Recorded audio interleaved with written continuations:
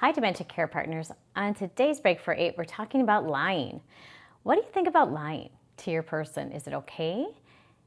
I get this question a lot, and I also understand that care partners who value their integrity and honesty may struggle with this because, right, we're taught not to lie, right?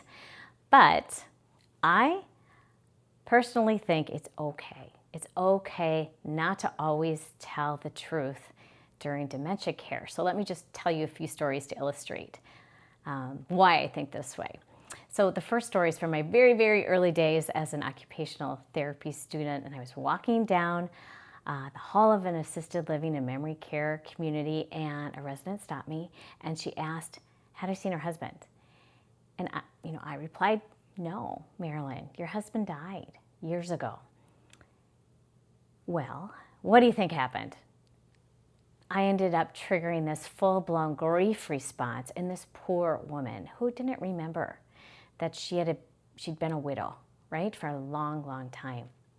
So what I suggest we do in situations where the hard truth is going to cause distress or another difficult response like extreme anger, anxiety, agitation, and so on, I suggest that we bend the truth a little bit in order to meet our person where they are. So this woman was still married to her husband in her mind.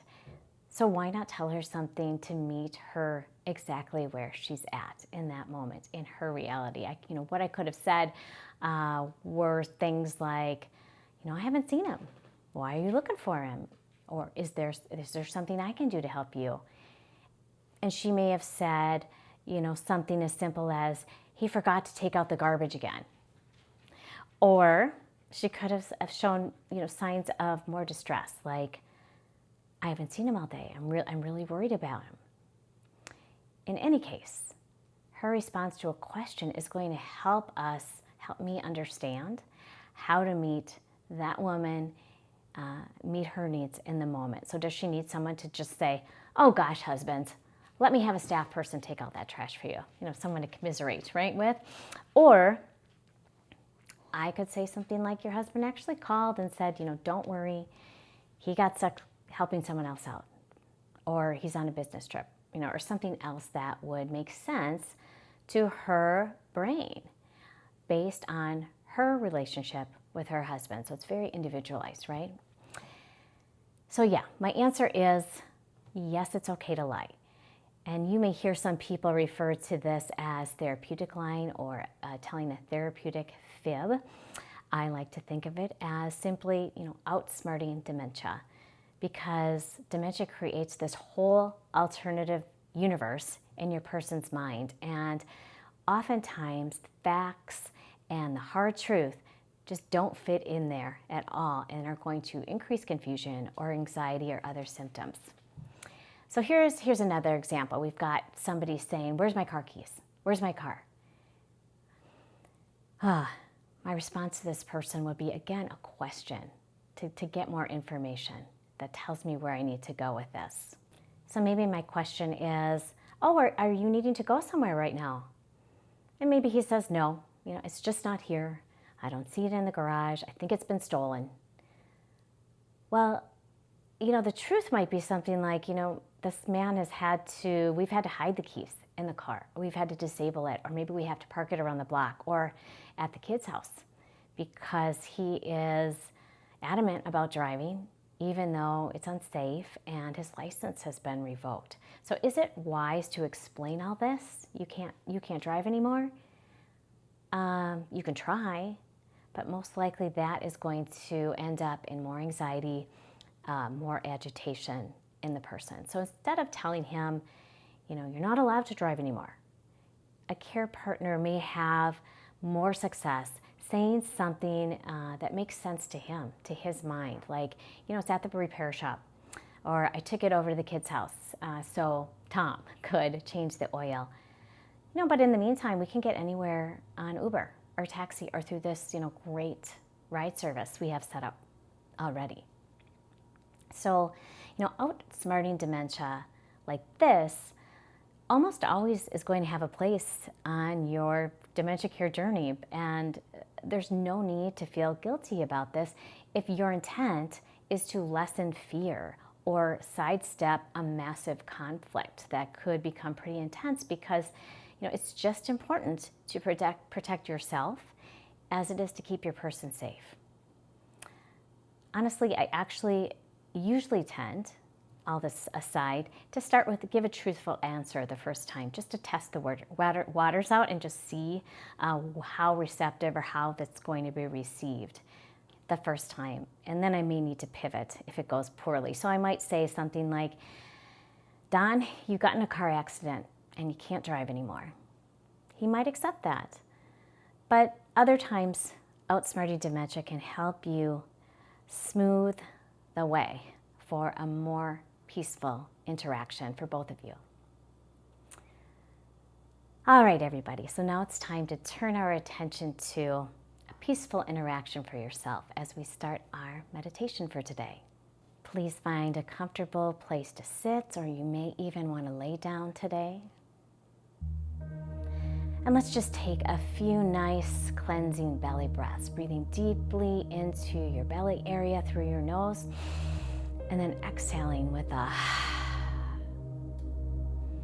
Let's just do that a few times as you begin to unwind your belly and any other areas that may feel tight or clenched.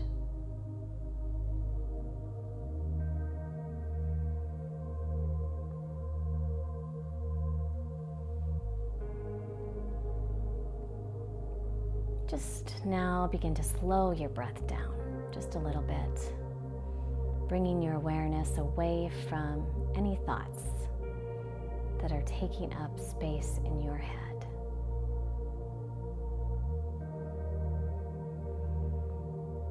Instead of thinking, turn your awareness to your nose and feel that air moving into your nose with the in-breath and out across your lips with the out-breath. It may feel warm on the in-breath and cool on the out-breath, or vice versa. Allow your body to sink a little bit deeper into the surface that is supporting you.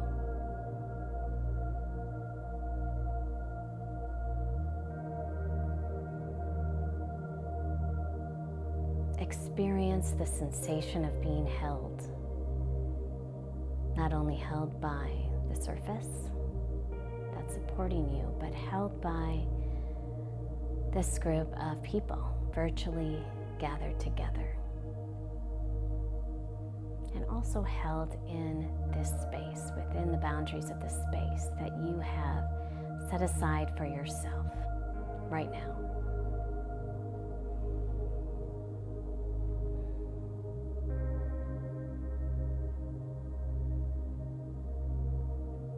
If any ruminations or stress is still with you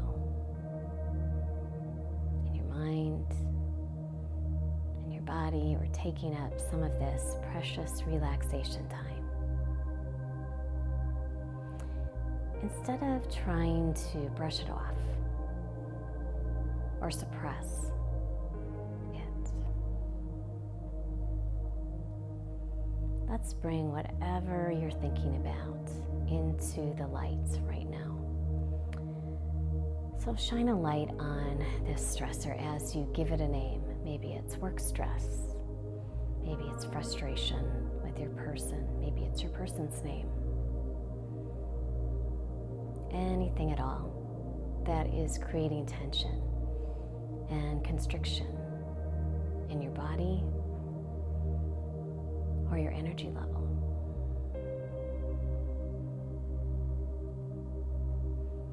Now imagine yourself turning to that stressor. The image you see could appear as a word, a color. It may take some kind of form, like a big dust bunny or a dark cloud. Tell that image that you see it. You accept that it's part of you. And you're not going to shoo it away or ignore it. You know it's there. You see it. But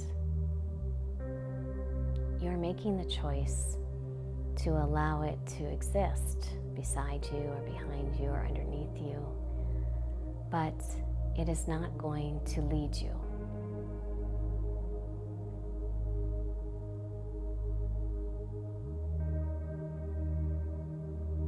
Accepting the presence of a struggle is okay.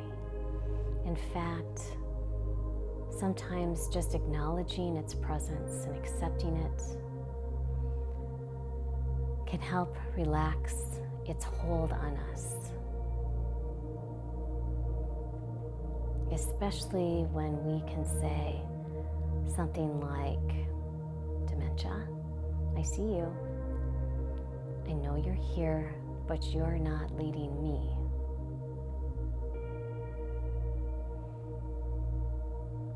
I'm stepping forward to lead this show with the best part of me. And right now, I'm going to take a few deep breaths.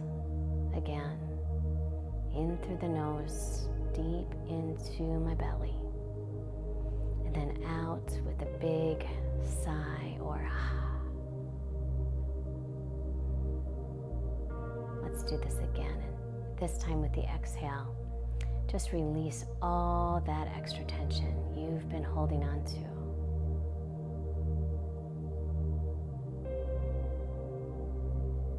Sometimes we don't even realize it's there until we start recognizing it and letting it go to the best of our ability.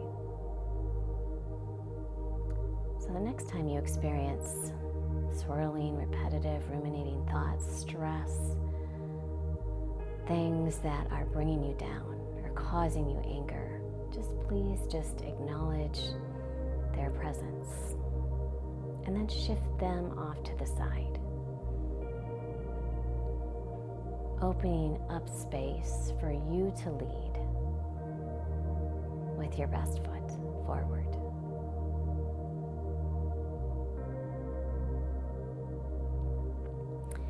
Thanks for tuning in today. You've got this.